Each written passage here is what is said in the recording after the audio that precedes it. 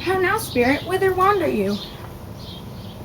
I'm going over hill and under dale, through bush and through brier, over park and under pale, through flood and through fire. I do wander everywhere swifter than the moon's sphere.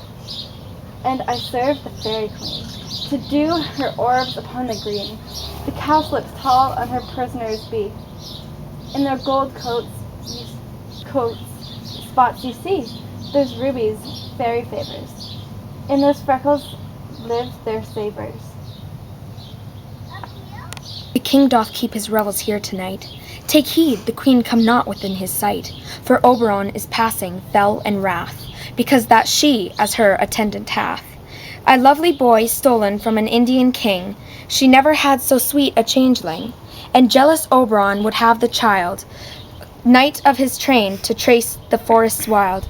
But she perforce withholds the loved boy, crowns him with flowers, and makes him all her joy. And now they never meet in the grove or green, by fountain clear or spangled starlight sheen, but they do swear that all their elves for fear creep into acorn cups and hide them there. Either I mistake your shape and making quite, or else you are that shrewd and knavish sprite, called Robin Goodfellow. Are you not he that frights the maidens in the village, skim milk, and sometimes labor in the corn, and bootless make the breathless housewives churn, and sometime make the drink to beer no barn, mislead night wanderers and laugh at their harm? Those that hobgoblin call you, and sweet Puck, you do their work, and they shall give you good luck. Have not you thee? Thou speaks aright, I am that merrier wanderer of the night. I jest to Oberon and make him smile, when I a fat and bean-fed horse beguile, neighing in likeliness of a filly foal, and sometimes lurk I in a gossip's bowl, in very likeliness of a roasted crab, and when she drinks, against her lips I bob, and on her withered dewlap pour the ale. The wisest aunt telling the saddest tale, sometimes for thee footstool mistaketh me. Then I slit from her bum, down topples she, and Taylor cries and falls into a cough. And then the whole choir hold their hips and laugh, and waxen in their mirth and knees and swear. A merrier hour was never wasted there. But room, fairy, here comes Oberon. And here my mistress, would that he were gone. All met by moonlight, proud Titania. What, jealous Oberon? Fairy, skip hence. I have force on his bed and company. Tarry, rash wanton, am I not thy lord? Then I must be lady, but I know, when thou hast stolen away from fairyland, and in the shape of corn sat all day, playing on pipes of corn and versing love to enormous Phillida, why art thou here? Come from the farthest step of India, but forsooth the bounding Amazon, your buskin mistress and warrior love, to Theseus must be wedded, and you come to give their bed and joy and prosperity? How canst thou thus for shame, Titania, knowing that I know thy love for Theseus, glancing at my credit with Hippolyta, didst thou not lead him through the glimmering night from Perguana, from vanished, and make him with thou Eglius break his faith with Ardine and Antipater?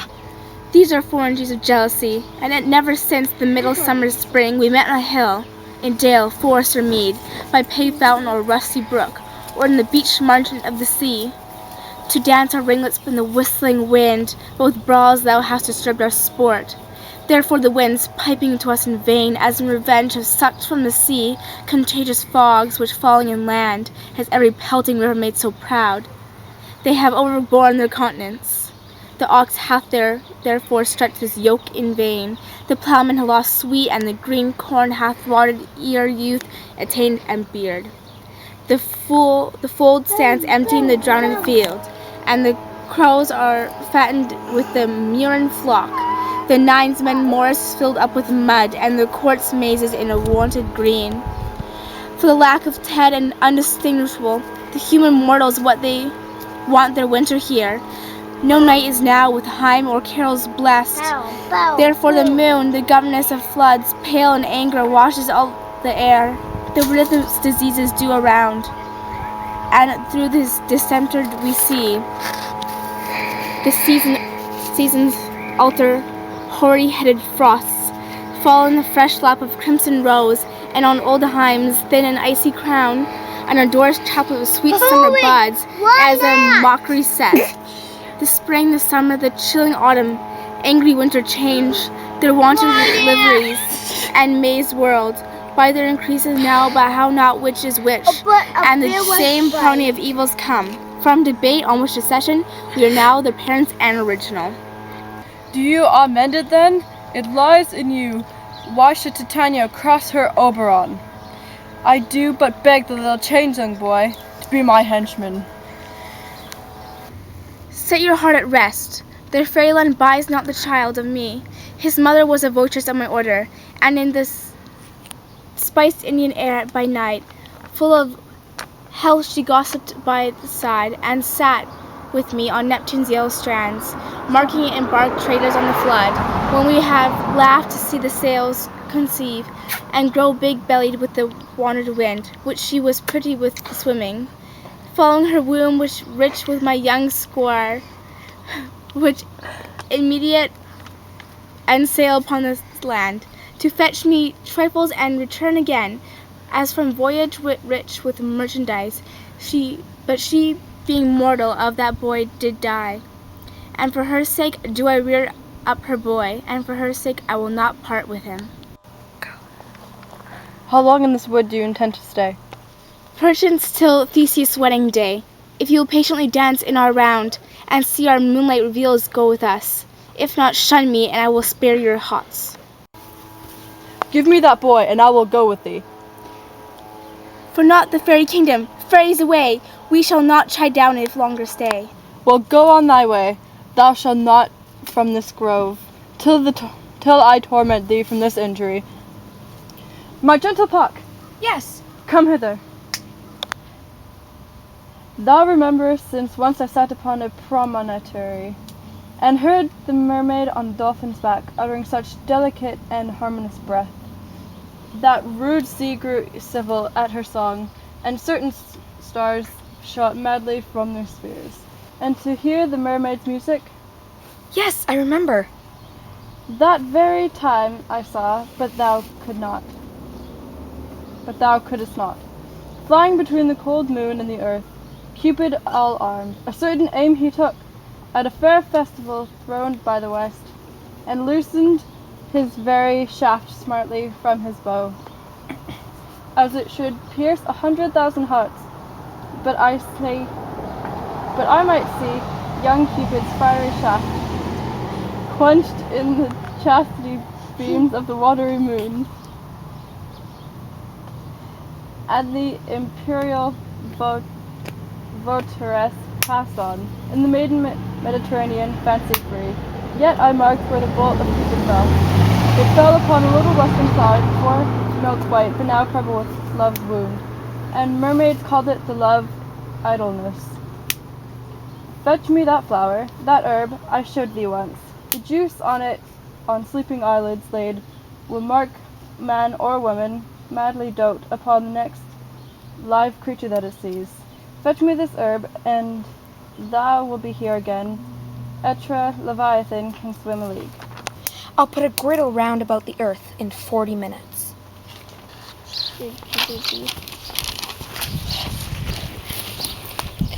I love not thee, therefore pursue me not. Where's Lysander and fair Hermia? The one I'll stay, the one who slayeth me. Thou toldest me they were not stolen into the woods, and here I am, and wood within the wood. Because I cannot meet Hermia, Hence be gone and follow me no more. You draw me, you hard-hearted adamant, but yet you draw not iron from my heart, is true as steel. Leave you your power to draw, and I shall have no power to follow you. Do I entice you? Do I speak you fair? Or rather, do I in plainest truth tell you I do not nor I cannot love you? And even for that, do I love thee more? I am your spaniel, and Demetrius, the more you beat me, I will fawn on you. Use me but as your spaniel. Spurn me, strike me, neglect me, lose me. Only give me leave. Unworthy as I am to follow you, what worser place can I beg in your love, and yet a place of high respect with me, than to be used as your dog? Tempt not too much the hatred of my spirit, for I am sick when I do look on thee. And I am sick when I look not on you. You do impeach your modesty too much, to leave the city and commit yourself into the hands of one loves you not, to trust the opportunity of night, and the ill-consoled desert place, with the rich worthy of your virginity. Your virtue is my privilege. For that, it is not right when I do see your face. Therefore, I think I am not in the night. For doth this wood lack worlds of company? For you, in my respect, are all the world.